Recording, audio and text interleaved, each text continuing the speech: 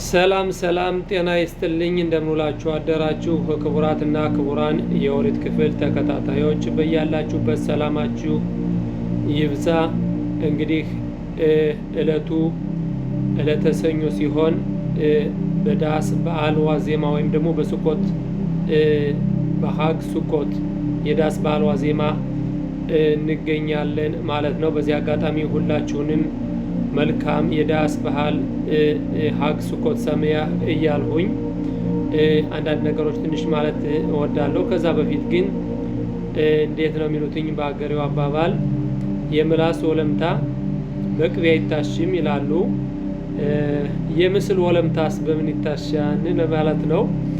ትናንት ስለ ነብዩ ኢሳያስ ትንቢት ሳቀርብ አንድ የሆነ ምስል ኤአይ የሚሉት ያለን እንግዲህ ነብዩ ኢሳያስ ምዕራፍ 6 የሚያሳየው በቃላት ሞክሬ ነበር፣ ግን ምስሉ የበለጠ እንትን ስለወሰዳችሁና የበለጠ ያሳሳታችሁ ስለመሰለኝ ነው ማለት ነው። እና እንግዲህ እኔ ከናንተ በበለጠ የባዳ ምልኮትን የምጠላ ሰው ነኝ። ለዚህም ነው እንግዲህ ባላውቅም እንኳን ከናንተ ጋር ለመማር ወደዚህ ነገር የገባሁትኝና እኔ ብዙዎቻችሁ ያሳስታን ምናልባት ሚስዮነር ይሁዲ መስለህ ሚስዮነር እንዳትሆን ምናምን የምትሉ ጥያቄዎች ስላላችሁ ነው። ጥሩ ነው፣ ጠርጥር እንዳትመነጠር ይባላል። እንግዲህ ማሰባችሁ መጠርጠራችሁ ወሳኝ ነው፣ ጥሩ ነገር ነው ለማለት ነው። እና አንድ ሁለት ጥያቄዎች ባለፉትም የተጠየቁ ነበር፣ እነሱን ልበልና ስለ በዓላቱ ትንሽ ጊዜ ካለኝ ያው እዚህ ስራ ላይ ሆኜ ነው ስለ በዓላቱም ትንሽ ላለሁኝ ማለት ነው። ባለፈው አንድ ወንድማችን የጠየቀው ጥያቄ ምንድን ነው?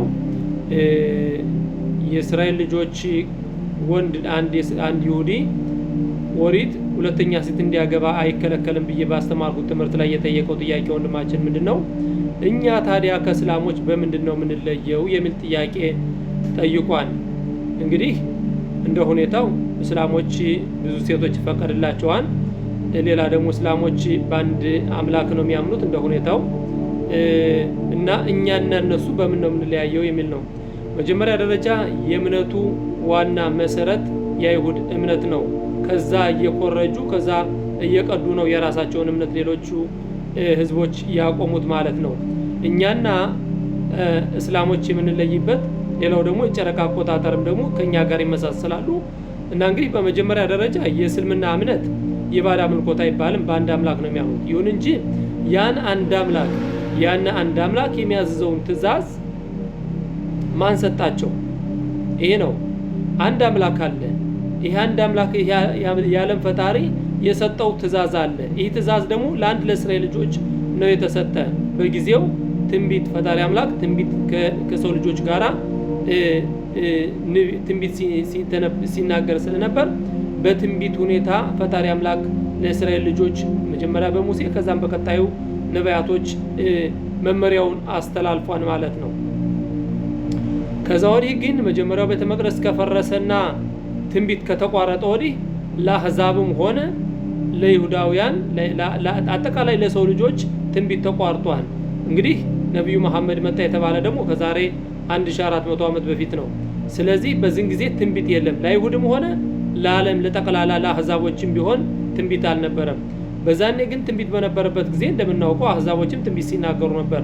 ምሳሌ አድርገን ለመውሰድ እንደ ኢዮብና እንደ ብላም የተባሉትኝ ከዛም ደግሞ ራሱ አጋር ብዙዎቹ መላእክት ያናገራቸው በዛን ጊዜ ብዙዎቹ ከአሕዛቦችም ቢሆን ትንቢት ፈጣሪ አምላክ ያናገራቸው ነበሩ ማለት ነው። ይሁን እንጂ አሁን በምንለው በሙሐመድ ጊዜ ግን ትንቢት ተቋርጦ ስለነበር የመጀመሪያው ቤተ መቅደስ ከፈረሰ በኋላ ትንቢት ስለተቋረጠ እነሱ ምንም በአንድ አምላክ ቢያምኑም ይሁን እንጂ የአንድ አምላክ የሚለው ትእዛዝ ምንድን ነው? ያንን መመሪያ አልያዙም። ራሳቸው የሰው ልጆች ባወጡት መመሪያ ነው የሚሄዱት ማለት ነው። ለዚህም ነው እንግዲህ የፈጣሪ አምላክን ስም እየጠሩ የሰው ልጅ የሚገሉት። አላሁ አክበር እግዚአብሔርን እያከበሩ የእግዚአብሔርን ፍጥረት እግዚአብሔር የፈጠራቸውን ፍጥረት መግደል አለብኝ? እና ይሄ ትልቁ ስህተቱ ይሄ ነው። እኛና እነሱ ማንመሳሰለው ምንድን ነው ለሚለው መልሱ እኛ የእስራኤል ልጆች ፈጣሪ አምላክ መመሪያውን ሰጥቶናል። እነሱ ግን በአንድ አምላክ ቢያምኑም መመሪያው የላቸውም። ስለዚህ መመሪያው ስለሌላቸው አንድ አምላክ ያምናሉ። ይሁን እንጂ እነሱ በፈጠሩት ወይም እነሱ በደነገጉት መመሪያ ስለሚሄዱ ከዚህ ላይ ነው ልዩነቱ ማለት ነው። ሌላ ደግሞ ሁለተኛ ወንድም ባለ ትናንት የጠየቀው ጥያቄ ምንድነው? መምህራችን ሙሴ ስንት ጊዜ ነው የሚሞተው? በፓራሻት ፒንኻስ እንደሚሞት ተነግሮናል። አሁንም ደግሞ በፓራሻት አዚኑ እንደሚሞት ተነግሮናል። ከዛም ደግሞ ዞታ በረሃ የመጨረሻው ጊዜም እንደሚሞት ተነግሯል። መምህር አንድ ሰው ስንት ጊዜ ነው የሚሞተው የሚል ጥያቄ የጠየቀ ወንድም አለ። እንግዲህ ፈጣሪ አምላክ ማለት የፈለገው አንተ ወደ እስራኤል አገር አትገባም፣ እነዚህን መመሪያዎች ሁሉ ለእስራኤል ልጆች ስጥና ተማሪህን ኢያሱን በአንተ መንገድ እንዲሄድ አስተምረውና ካንተ መንፈስ አርግበትና አንተ ግን እስራኤል አገርን እችንን የከናንን ምድር አታያትም፣ ከዮርዳኖስ ማዶ እንደ ወንድምህ ትቀራለህ ነው እንጂ ያለው። መምህራችን ሙሴ አንዴ የማልሞተው ሁለተኛ የሞተው አንድ ጊዜ ብቻ ነው። ይሁን እንጂ ግን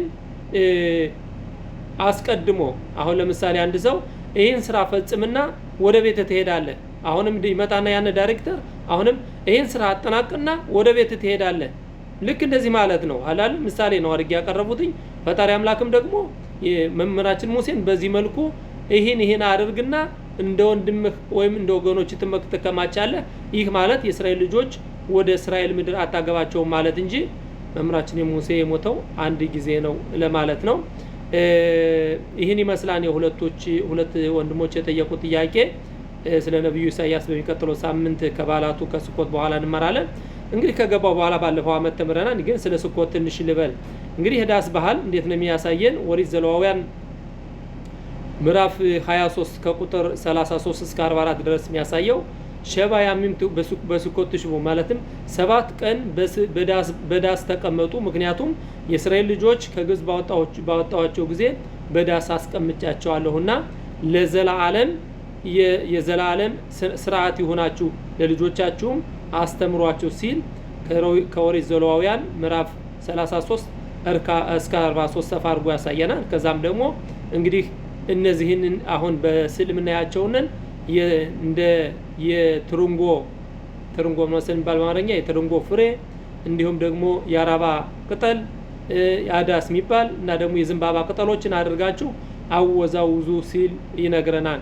እና ይሁን እንጂ መቼም እንደተራው የእስራኤል ልጆች በዳስ አስቀምጫለሁ ይበል እንጂ 7 የደመና አምዶች ነበሩ፣ የክብር ደመናዎች ነበሩ የእስራኤል ልጆች በግብጽ በወጡበት ጊዜ። ምክንያቱም ከምድረ በዳው የሰው ልጅ መኖር ስለማይቻል በጣም አስቸጋሪ ስለሆነ ምድረ በዳው በጣም ፀሐያማና መጥፎ ጊንጥና እባብ ይበዛበት ስለሆነ ፈጣሪ አምላክ በክብር ዳመና ለእግራቸው ጫማ በላያቸው በአራቱ ማዕዘን አጠቃላይ 7 የክብር ደመናዎች ስለነበሩ ስለዛ እንግዲህ ከዛን ጊዜ ጀምሮ የዳስ ባህልን ስናከብር አንደኛ ከግብጽ ስላወጣቸው ከዳስ በስኮት የሚባል ከግብጽ ከመውጣታቸው በፊት ከዳስ እውነተኛ ዳስ ራቢ ላዛርና ራቢ ይሁዳ ማክሎኬት እንደሚያሳየው ከእውነተኛ ዳስ ነው ያስቀመጣቸው ይላል።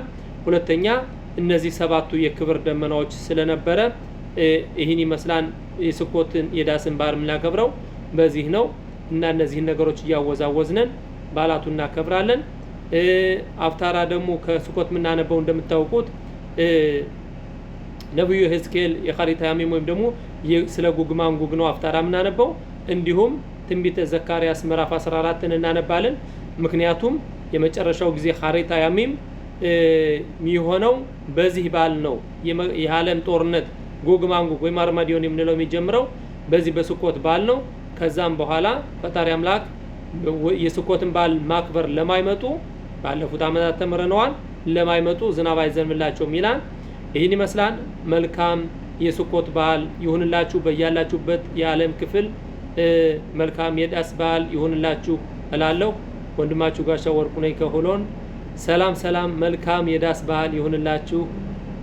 እንግዲህ ወገኖቼ እኔ አንዳንድ ጊዜ AI የሚሉት አለ የመጽሐፉን ክፍል እንደዚህ አይነቱን ምሳሌ እንዴት አድርገን ብለን ስንል የሚሰጥ ነገር አለና ያን ፎቶግራፊ ያሳስታቸዋን ብዬም አላሰብኩም ነበር። ግን እኔም ደግሞ በቃላት ደጋግሜ ነግሬያቸዋለሁኝ።